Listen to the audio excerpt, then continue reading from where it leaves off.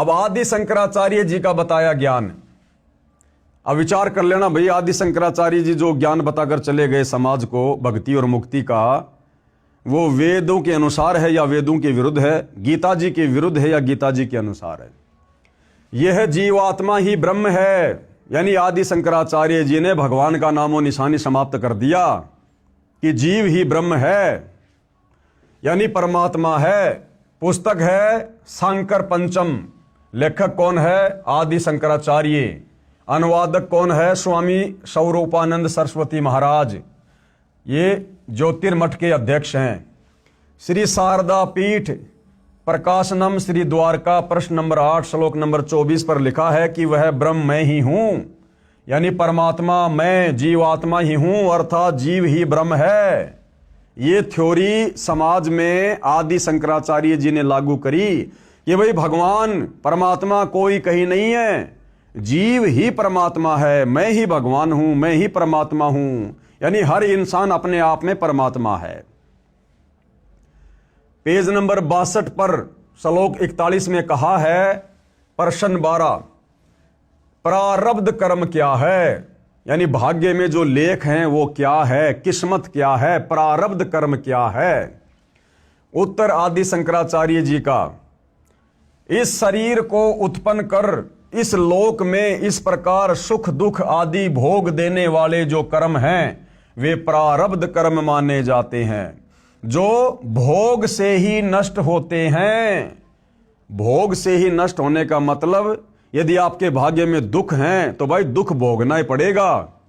उन दुखों को सुखों में तब्दील करने की कोई भक्ति नहीं है, कोई समाधान नहीं है। ये आदि शंकराचार्य जी का मत है कि अगर भाग्य में दुख हैं तो भाई दुख भोगने से ही समाप्त होंगे, उनका समाधान नहीं है।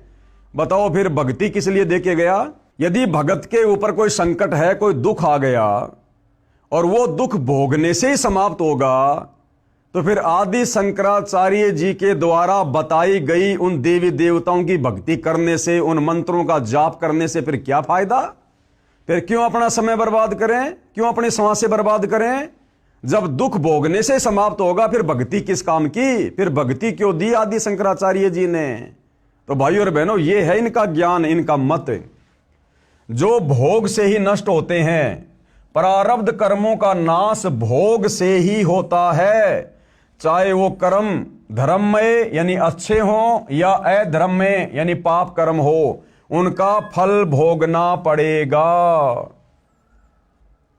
अब जैसे कोई बीमार व्यक्ति हॉस्पिटल में जाता है डॉक्टर के पास कि डॉक्टर साहब मुझे ये फला फला बहुत भयंकर रोग लग गया।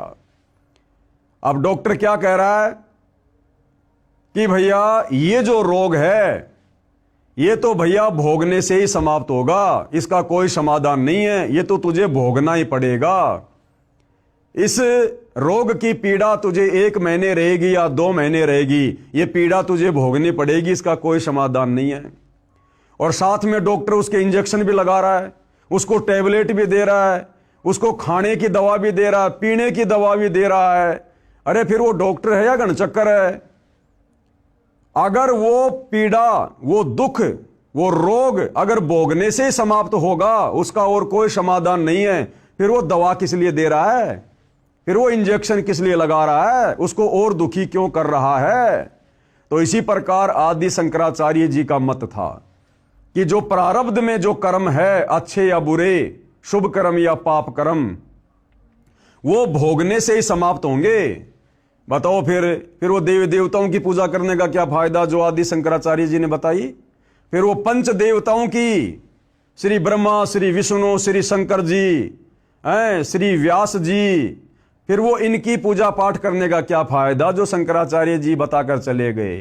तो भाइयों और बहनों, इनकी थ्योरी क्या है और इनका प्रैक्टिकल क्या है? ये वेद और गीता के बिल्कुल विपरीत है। सब गोलमाल, सब गोलमाल।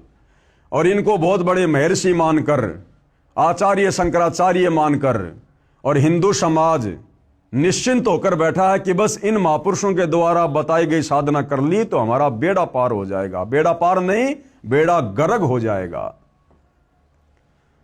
पेज नंबर 62 पर ही श्लोक नंबर 42 में कहा है कि मैं ब्रह्म ही हूं, ऐसे निश्चयात्मक ज्ञान के द्वारा संचित यानी पूर्व जन्मों के शुभ व अशुभ किए कर्म नष्ट हो जाते हैं। लो जी, एक तरफ तो शंकराचार्य जी पहले कह रहे हैं कि जो प्रारब्ध के जो कर्म हैं, चाहे अच्छे कर्म हैं चाहे पाप कर्म हैं, क्योंकि अच्छे कर्मों से जीव सुखी होता है और पाप कर्मों से जीव दुखी होता है। कोई समस्या आती है, कोई शारीरिक है, कोई आर्थिक है, कोई मानसिक है। तो पहले तो शंकराचार्य जी कह रहे हैं कि प्रारब्ध में जो कर्म लिखे हैं उनको भोगना ही पड़ेगा, दूसरा कोई समाधान नहीं है।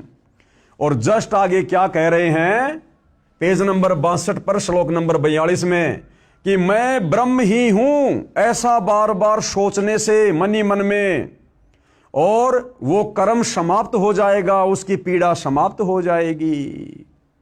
है इनका कोई सिर पैर किसी भी प्रकार का। अब डॉक्टर पहले तो ये कहे मरीज को कि भैया ये जो तुझे रोग है ना भैया, इसकी पीड़ा तो तुझे सहन करनी पड़ेगी, जितने दिन ये रोग रहेगा तुझे दुखी रहना पड़ेगा, कोई इलाज नहीं है। और 2 मिनट के बाद में पैसे के चक्कर में कहे कि भाई ऐसा कर, मैं तेरे को ये पीने की दवा दे रहा हूं, तो इसको सुबह शाम पी लिया कर, तेरा रोग समाप्त हो जाएगा। तो भाई और बहनों, टोटल ऊआबाई, टोटल ऊआबाई। यानी भक्ति का सामान्य ज्ञान भी आदि शंकराचार्य जी के पास नहीं था, सामान्य ज्ञान भी। मुक्ति का ज्ञान तो बहुत दूर की बात है, पहाड़ जैसी बात थी।